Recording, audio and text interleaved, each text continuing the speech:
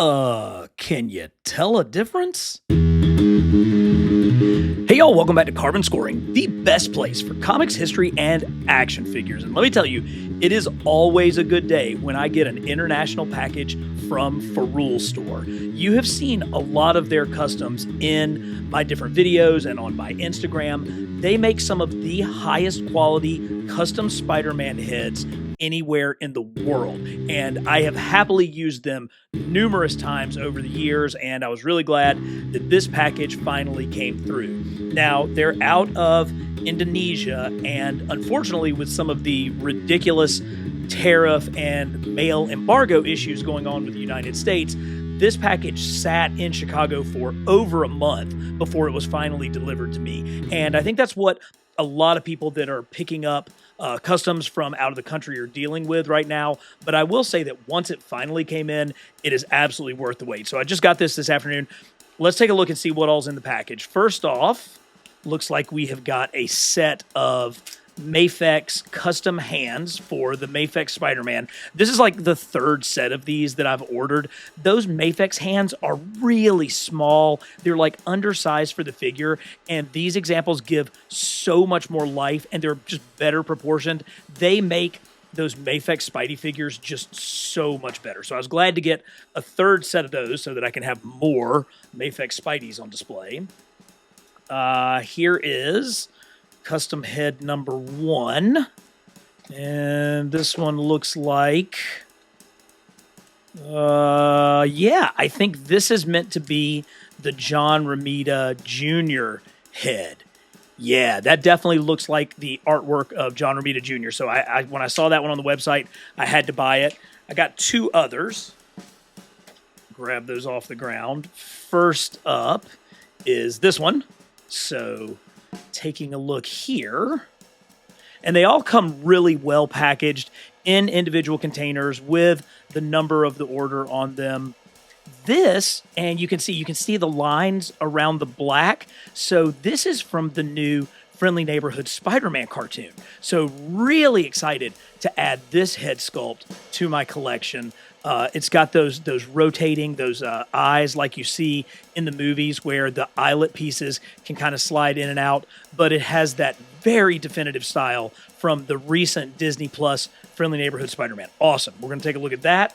And of course, this is the one that we were all waiting for. This is the one that I ordered this, I don't know, a couple of months ago, maybe more, once it popped back up on their website. Yeah, this is the McFarlane head for the Maximum Spider-Man figure. So we're really going to spend some time taking a look at this one and seeing exactly how great of a custom head sculpt this is. Let's go. So starting off, I have the Romita Jr. head on a Mafex Spidey body, and I have 2 of the different custom hands that go along with this. So John Romita Jr. obviously is the son of John Romita Sr., who is really kind of the definitive artist for the longest era of Spider-Man. He took over art chores after Steve Ditko left the title and kind of defined Spider-Man's look for really all of the rest of the 60s and all of the 1970s into the 1980s. And when John Romita Jr. first started drawing Spider-Man, his look really very much mimicked his father's look with smaller eyes, more of that classic 70s style. But as Romita Jr. has evolved as an artist over the decades, he has developed his own signature look with a more square-shaped head, these larger eyes with much more black up around the top. And if you look at this, you could recognize with that deep set nose, this is a modern Romita Jr. Now I've put it on the classic Mafex body. This is one where I use some pantyhose to create the web wings underneath, and 2 of the different hands. This is the kind of gripping hand, and this is the wall crawling hand. Just gives so much more life to this figure. This body doesn't necessarily fit kind of the squared off musculature of Romita Jr., but certainly with that head, you get a very distinctive looking character figure. It's relatively subtle, but you can see the differences of the Friendly Neighborhood animated head on this body. Now, of course, this is a body of an adult Peter Parker, a full-grown Spider-Man, so it doesn't necessarily perfectly fit the look from the animated style where Peter was very much still just like a sophomore in high school where he gains his powers. But I do love the unique look of the eyelet pieces with the black split where you can see where the lenses can kind of expand and contract.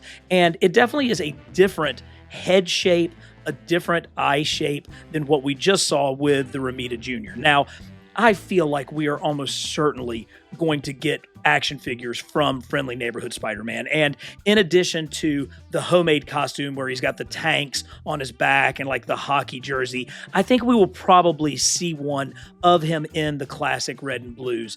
And this head sculpt would be a really great one for Hasbro to mimic if they wanted to make it completely cartoon accurate. So hopefully that's something that will get added officially to our collections, really hopefully in the next year. But now it's time to see the one that we've all been waiting for. I have here a brand new Maximum Spider-Man figure with the heads that Hasbro gave it, the two different masked heads.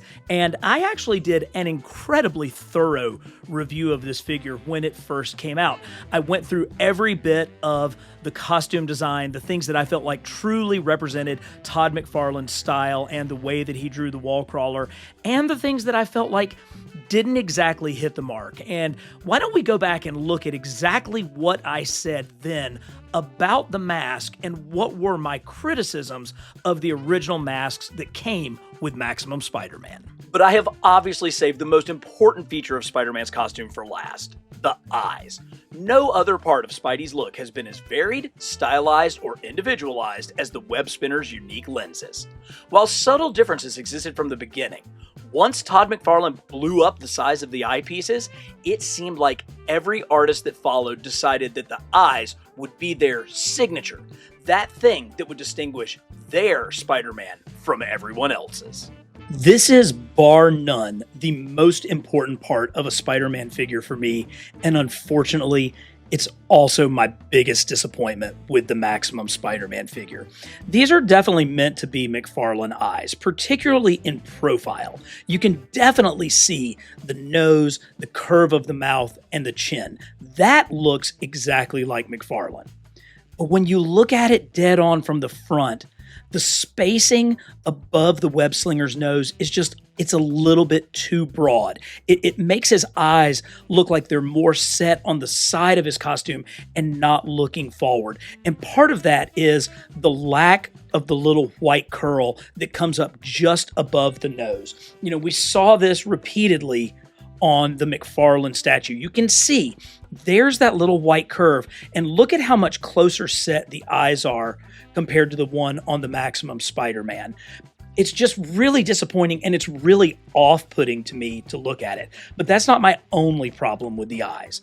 The black highlights around the edges, to me, are too thin.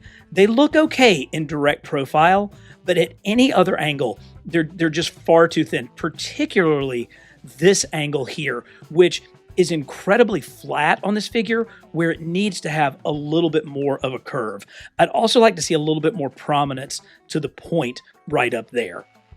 I mean, you know, we can look at the example here and see how this curvature really stands out, whereas here it's much more flat, and it's a subtle difference, but that added black around the edge does make a huge difference in this. These almost look more like Todd Lytle eyes more so than they do Todd McFarlane. Okay, so you heard my criticisms. So what exactly is a Todd McFarlane Spider-Man head supposed to look like? Well, it just so happens the mailman brought this today as well, the newest of Todd McFarlane's Marvel posed figure statues from the run on Marvel Tales. Let's open this up and see what Todd thinks Todd's eyes are supposed to look like. Oh, these things are so good. You know, I wasn't sold on these when they first came out. I'm like, why on earth am I going to buy a non-posable figure? But when I saw the quality of the sculpts and just the effort that went into these, I recognized, oh yeah, no, I'm definitely getting all of the Spideys. And this is one where, obviously, Spider-Man battles Doc Ock.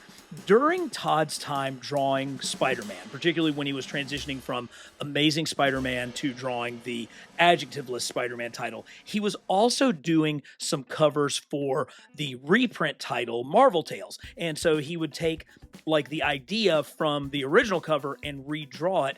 And I think that some of these covers are some of the most prime Todd McFarlane Spider-Man art you're ever going to find. I mean, you've got the contorted angles. He's still got his web wings, but you've got that incredible McFarlane style. And this is one of the larger ones. You know, these statues come in two different sizes. They come slightly smaller than 6-inch scale. And then I think this is like slightly larger than 12-inch scale, but it really creates a nice base. And if you include the packaging, you even get like the background of the comic cover in there. But what I really wanted to focus on this one were the eyes. All of those things that I talked about when I first reviewed Maximum Spider-Man are clearly demonstrated here. Look at how much closer the eyes are to each other and just above the bridge of the nose. Look at how that there's a little bit of a hint of a peak right there and much larger black outline all the way around the eyes. He's got that great chin.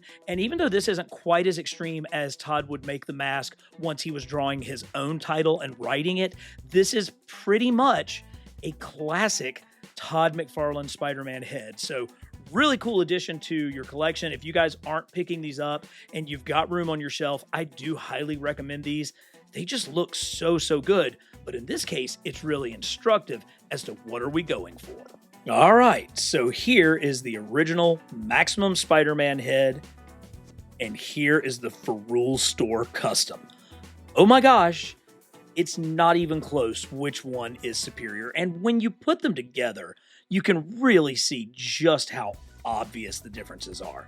Look at how far apart those eyes are and how that lack of black outline just really doesn't compare to how strong these look. You know, and having them side by side, you get the sense of just how derpy the original Maximum is. Now, they're both really about the same size. I guess you would say that, you know, perhaps overall, the custom head is a little bit larger. The chin is obviously a little bit more prominent on it. It doesn't have quite as big of a bulb back here on the back. Looking at him in kind of 3/4 profile, that's where the eye really makes a difference. And look at how well the color matches on the red for this custom. I mean, you would have no idea that that wasn't made for that. In fact, it almost looks like the red, because of the black striping, the web pattern almost looks darker here, whereas it looks more natural on the custom. I would argue that the custom looks better than the original. They both sit nicely up on the neck. You know, sometimes you have to worry about a custom sitting either too high or too low on the neck, but it sits really in a great spot, and you still get just the same, if not maybe more, range of movement. You get a good, nice bend. You get a really good look up with that, which is so crucial when you're talking about getting into some really crunchy Spidey poses, getting that look up. There's no limitation on what you can do side to side with this, and it simply just pops right on and right off. There you can see the inside of it. I think these are all hand painted, which is remarkable. Pops right back on, nice and snug, nice and secure, really good. But look at how great those eyes look, how clean the white is, how clean the black paint lines are.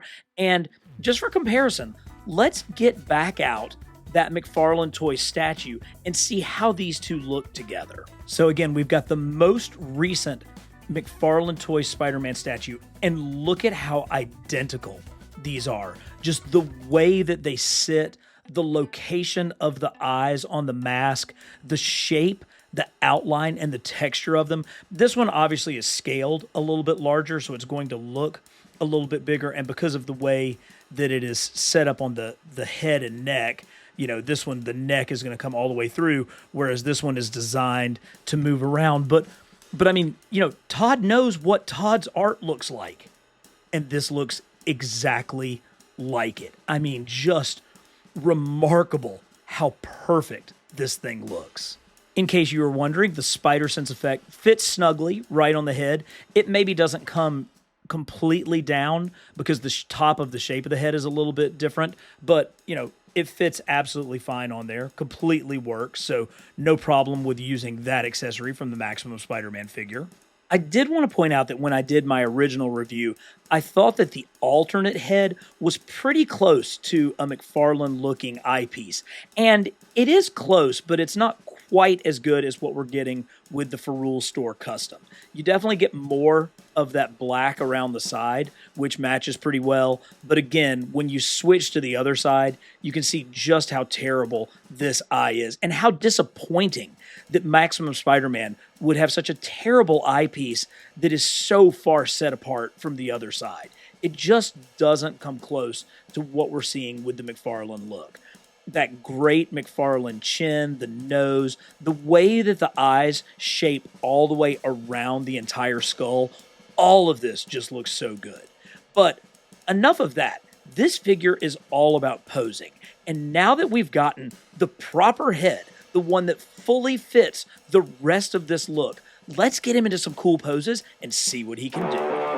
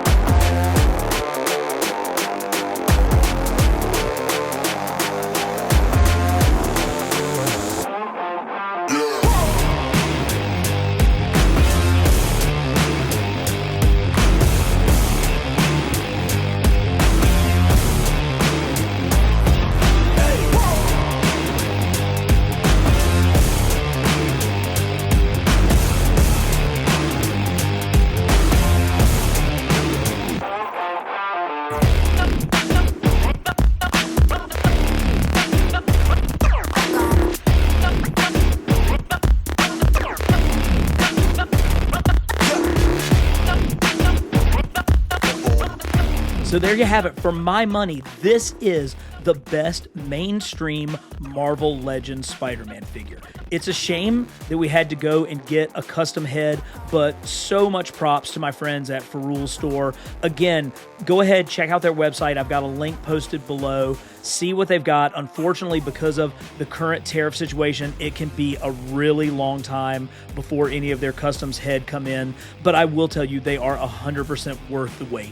You can see just how perfectly this thing fits on this body, how perfectly the colors match, and how it just brings out that entire Todd McFarlane look to this figure, making this the Maximum Spider-Man that we all wanted. So check it out, give my friends a look, and as always, for the best in comics history and action figures, subscribe to Carbon Scoring.